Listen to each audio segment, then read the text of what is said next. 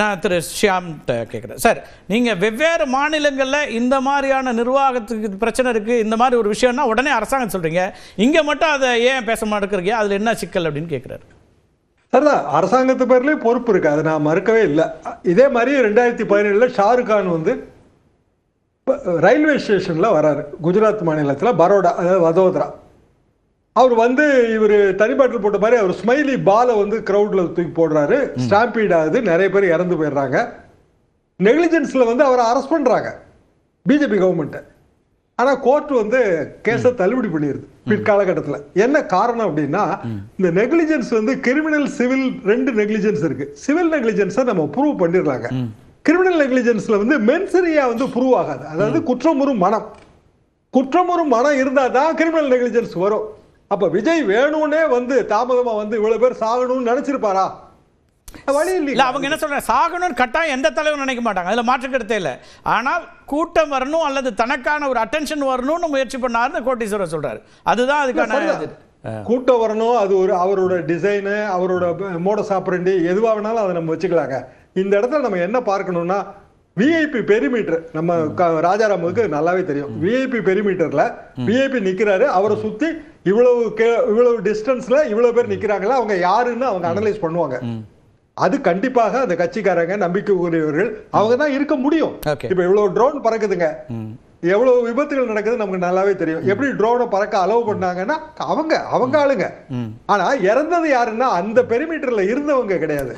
இறந்த எல்லாருமே வந்து வெளியில இருந்து வந்த வேற மாவட்டங்கள்ல இருந்து வந்திருக்காங்க. வேற மாவட்டம், திருப்பூர்ல இருந்து வந்திருக்காங்க. ஒரு 1.5 வயசு பிள்ளைனா அது ஒரு திருவிழா பாக்குற மனோபாவத்தோட அவங்க போய் சேர்ந்துருக்காங்க. அப்போ இதுல வந்து நம்ம ஜனங்களை எஜுகேட் பண்ண வேண்டியது நம்ம கடமையும் கூட.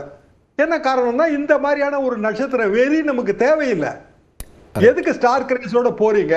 இப்ப எடப்பாடி பழனிசாமி கூட்டத்துல இந்த மாதிரி ஜன நெரிசல் ஏற்பட்டு இப்படி மரணமே ஏற்படாதுன்னு நம்ம உறுதியா சொல்ல முடியும். என்ன காரணம்? கட்சி கூட்டம், கட்சிக்காரங்க போறாங்க, கட்சி பேர்ல அபிமானம் உள்ளவங்க போறாங்க. இங்க வந்து இது கட்சி கூட்டம் இல்ல, இது வந்து ஜனத்திரள் வந்து பார்க்கிற ஆவல் இல்ல. விஜயை பார்த்த விஜயோட செல்ஃபி ஏதோ.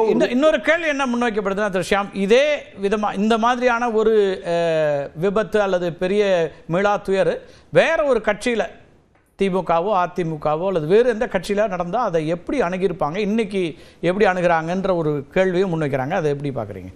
வேற ஒரு கட்சியில் நடந்திருந்தா உடனடியாக அந்த கட்சிக்காரங்க அந்த சம்பவ இடத்துக்கு வருந்திருப்பாங்க, தலைவரே போக முடியாட்டா கூட. இந்த இடத்துல அது ரொம்ப ஆப்சன்ஸ் நல்லாவே தெரிஞ்சு, இன்னை வரைக்கும் அது ஆப்சன்ட் தான். பிஜேபி அதுக்கு பின்னாடி அது ஏன் அப்படின்னு நினைக்கிறீங்க? அவருக்கு ஏதாவது மன சங்கடங்கள் இருக்கா, இல்லை எதனால அப்படி வந்து அவர் ஸ்ரீராம் சுட்டி காட்டுறாரு, ஒரு கண்டலன்ஸ் மெசேஜுக்கே அவ்வளவு நேரம் அல்லது அதுக்கு பிறகு யாரும் போல, இதெல்லாம் அது எதனால அப்படி நடக்குன்னு பாக்குறீங்க? அது ஸ்ரீராம் சொல்றது ரொம்ப சரிங்க. கண்டலன்ஸ் மெசேஜ் கூட ரொம்ப தாமதம், இன்னும் சொல்லப்போனா ரொம்ப பொத்தாம் பொதுவா இருந்தது. டிவிகே அப்படிங்கிற கட்சி வந்து டோட்டலா கரூர்லயே இல்ல, ஆப்சென்ட். அதனாலதான் அவங்களுக்கு கிரவுட் கண்ட்ரோல் இல்ல. ஒரு கட்சி அமைப்பு இருந்துன்னு வைங்க, நம்ம கட்சிக்காரன் இருப்பாங்க, அவன் வந்து இங்கெல்லாம் யாராவது இருப்பான்னு அவன் தடுப்பான். அவன் உள்ளூர்காரனா இருப்பான், நம்ம பக்கத்து வீட்டுக்காரனா இருப்பான், அவன் சொன்னா கேட்டுக்குவாங்க, சத்தம் போடுவாங்க, இல்ல உள்ளூர் ஜாதியா இருப்பாங்க.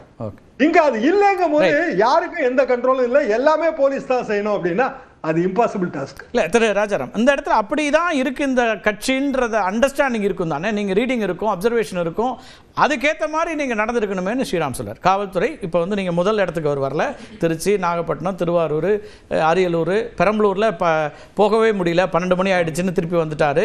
அப்படிங்கிற இடத்துல இருந்து இதை வந்து அப்போ இந்த இடத்த இன்னும் அவங்க இந்த கட்சி இப்படி தான் செயல்படுது, இதனுடைய தொண்டர்கள் இப்படி இருக்காங்க, கட்டமைப்பு இல்லை அப்படிங்கிறதுலேருந்து இதை அணுகியிருக்கணுமா? அதாவது சார் சியாம் சார் சொன்னாங்க அங்கே வந்து அவங்களுக்கு கட்டமைப்பு இல்லை அப்படின்னு.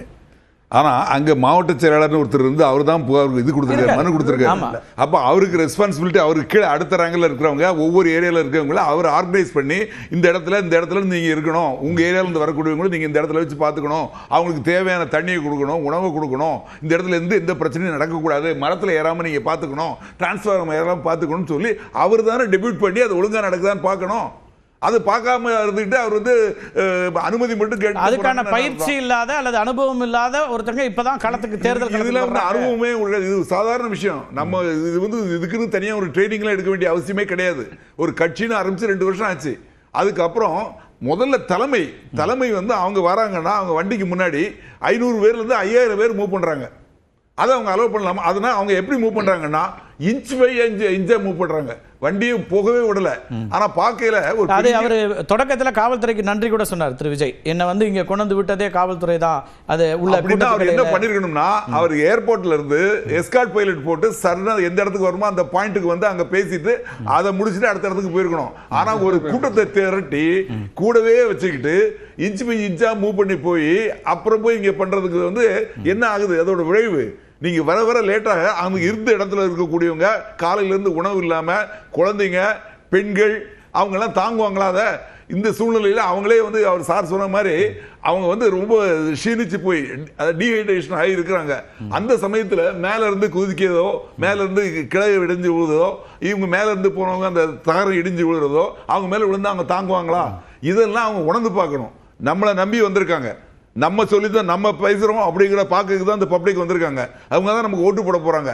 அவங்களுக்கு நம்ம வந்து நிச்சயமா நம்ம முகத்தை காட்டணும், அதே சமயத்துல அவங்க பாதுகாக்கணும் அப்படிங்கிற எண்ணம் இருக்கணும். அது போக பொதுமக்களுக்கு நான் என்ன சொல்றேன்னா, அவர் ஒரு நடிகர், இன்னைக்கு தான் அரசியல் தலைவராக அவர் பார்க்குற ஆர்வம் எல்லாருக்கும் இருக்கும், குழந்தைகளுக்கு நிச்சயமா இருக்கும், இளைஞர்களுக்கு இருக்கும், இளைஞர்களுக்கு இருக்கும். ஆனால் நீங்க இருந்தாதான் உங்க உயிரை காப்பாத்துறதா உங்க குடும்பத்தை பார்க்க முடியும். அந்த தாய் மாற்று கருத்து இல்ல. கட்சிகள் வரலாம், தலைவர்கள் வரலாம், போலாம், நம்முடைய புள்ள வருமா அப்படிங்கிற கேள்வி நிச்சயமா நிக்குது. அது வந்து யாரும் அது வந்து அவங்களுக்கு அவங்க சேஃப்டியை பார்க்கக்கூடிய எண்ணமே இல்லை. காவல்துறை இதுல சில தவறுகள் இருக்கலாம், இல்லைன்னு சொல்ல, விசாரணை நடக்குது.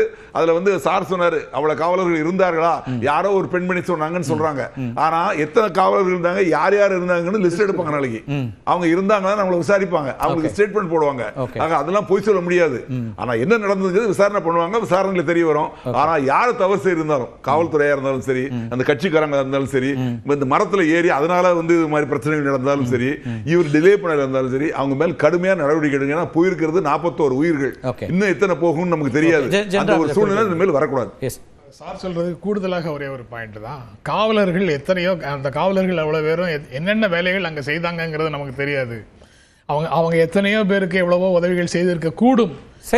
சில காட்சிகள் நமக்கு வந்து ஒரு போட்டியில நல்ல அம்பையரை நமக்கு நினைவு இருக்காது, தப்பா டிசிஷன் கொடுக்கறவங்களை மட்டும்தான் நினைவு இருக்கும். அதே மாதிரி இந்த மாதிரி அசம்பாவிதம் நடந்து போனா தான் காவலர்களை பற்றி நம்ம பேசுவோம். அவங்க சரியான விஷயங்களை ஏற்கனவே செய்திருந்தாங்க அப்படின்னா அதை பத்தி நம்ம பேசுவோம். எத்தனை காவலர்கள் குழந்தைகளை தூக்கிட்டு போனாங்க பாத்தீங்களா? காயப்பட்டவங்களை தோள்ல போட்டு தூக்கிட்டு கையில பிடிச்சி தூக்கிட்டு போனாங்க. அந்த போட்டோஸ் எல்லாம் வீடியோஸ் எல்லாம் வந்தது. அவங்க உதவி செஞ்சிருக்காங்க, இல்லைன்னு சொல்ல முடியாது. காவல்துறை அதுல ஏதாவது தவறு இருந்தா நிச்சயம் அவங்க மேல நடவடிக்கை எடுக்கல. மணிகண்டன் என்ன சொல்ல விரும்புறீங்க? எல்லாம் காவல்துறை எல்லாம் செய்திருக்குது, எல்லாருமே அதுல கடமையோட செயலாற்றி இருக்கிறாங்க. ஆனா உங்களுக்கு எந்த இடத்துல அப்ப குறை இருக்குன்னு பாக்குறீங்கன்ற கேள்வி முன்னுறுது. ஒண்ணு இல்லைங்க, சியாம் சாருக்கு தெரிஞ்ச ஒரு பழைய நிகழ்ச்சியோட சொல்லிட்டு நான் நீங்க கேட்ட கேள்விக்கு வரேங்க. திமுகவில் திரு கருணாநிதி அவர்களுக்கு எம்ஜிஆருக்கு பிரச்சனை ஏற்பட்டப்ப கருணாநிதி அவர்கள் பேசிட்டு இருக்கிறப்பதான் எம்ஜிஆர் திட்டமிட்டே அந்த ஸ்டேஜுக்கு போவார், அட்டென்ஷன் சீக்கிங் பண்ணுவார் அப்படின்னு அப்ப எல்லாமே நான் படிச்சிருக்கிறேன். விஜய் தன்னை கிட்டத்தட்ட அந்த மாதிரி நடிச்சுக்கிறார் சார். தான் ஒரு எம்ஜிஆர், மக்கள் 10 மணி நேரம் 15 மணி நேரம் காக்க வச்சு நான் போனா இன்னைக்கு அரசியலையே மாற்றி போட வந்தவனான் அப்படின்னு அந்த அட்டென்ஷன் சீக்கிங் மலினமான அரசியல் பண்றார் அப்படிங்கறதுல நான் மாற்று கருத்து இல்ல. மனசாட்சியோட கேட்கிறேன், இதுல திமுக அரசாங்கம் அரசியல் பண்ணவில்லையா? 40 அதான் என்ன அரசியல் அப்படின்னு நீங்க சொல்றீங்க. அதுக்கு அதான் கேட்கிறேன், என்ன அரசியல் பண்ணாங்க நீங்க நினைக்கிறீங்க? அதுல விஜய் மற்ற அரசியல் தலைவர்களுக்கு, முதலமைச்சர் ஸ்டாலினோ எதிர்க்கட்சி தலைவர் எடப்பாடி பழனிசாமிக்கோ கொடுக்கிற இடம் விஜய்க்கு பொருந்தாதுங்கிறது நம்ம ஸ்காட்லாண்ட் யார்டு போலீஸ் ஐஎஸ்க்கு தெரியாதா? பொட்டக்காட்டுல தான் கொடுப்போம் அப்படின்னு கோர்ட்ல போய் வாதாடி இருக்கலாமே. நீ ஒரு நடிகருக்கு கூட்டம் வந்து நாளைக்கு செத்து போனீங்கன்னா இந்த அரசாங்கம் பதில் சொல்ல முடியாது, கோர்ட்ல போய் வாத வச்சிருக்கலாமே.